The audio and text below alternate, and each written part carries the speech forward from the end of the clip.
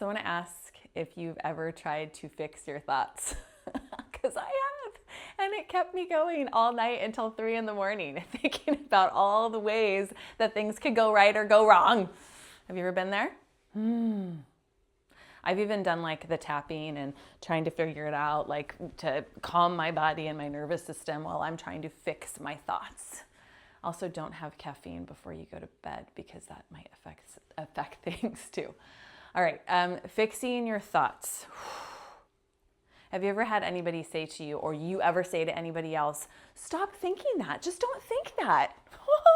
Thanks. How about don't think about the color blue? Don't think about the color blue. Whatever you do, don't think about the color blue. What color are you thinking about? We have to start to connect with what's going on and hold space. There's this thing of that which you resist persists. The more you resist it and the more you say, don't do that, the more your brain wants to go and do that. So can we allow some space for it?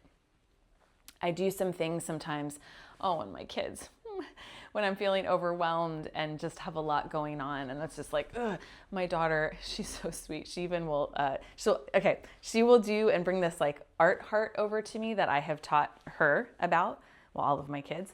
And it's, you draw a big heart on a piece of paper and you have colors that represent the different feelings that you're feeling. And then you show how you're feeling. So if it's angry and maybe it's black, how much of that heart is filled with that color, and what does the energy feel like? And so she'll even come in and put the colors in for me and what they represent, like overwhelmed, stressed, hormones, like, because that's a thing. And just doing that helps me, because sometimes I have fear, and you might have fear, worry, or anxiety, but underneath it is another emotion.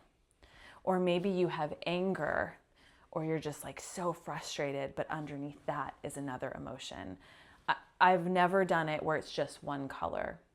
In fact, I might fill the heart with one color, but then I'm able to access other feelings that are underneath.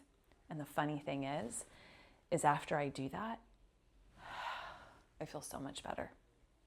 I actually have a video, one of my first videos of doing this art heart. It's actually a little painful to watch because I was so uptight as I was doing it, but it's all right. I love that I was brave enough to get on here and do this, and I will do another one. Basically, get a piece of paper, draw a heart on it. I don't care if it's lopsided, but make it big. Grab a color that represents what you're feeling. Maybe today it's red for anger. Maybe it's purple, whatever color you want to put, and show how much of that you feel in your heart. Sometimes I feel so much of that emotion, it comes out of the heart. Get it out of here. Journaling is another thing that you can do as well, just writing it out. And I have a lot of people that are like, what if somebody finds it? Tear it up. It doesn't matter. It just is about, don't be a hamster on a wheel in a cage, because that's what you're doing when you're just doing this. So get up, paint, draw.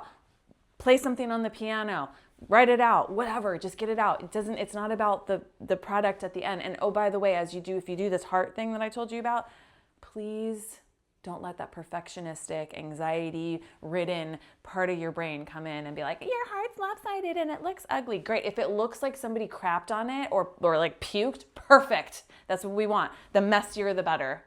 And if something beautiful comes out, that's great too. But anyway, follow me, like this video. I would love to share more of my insight and wisdom. And you can also find me at elevatewithelizabeth.info to work with me. I'm sending you so much love. Mwah.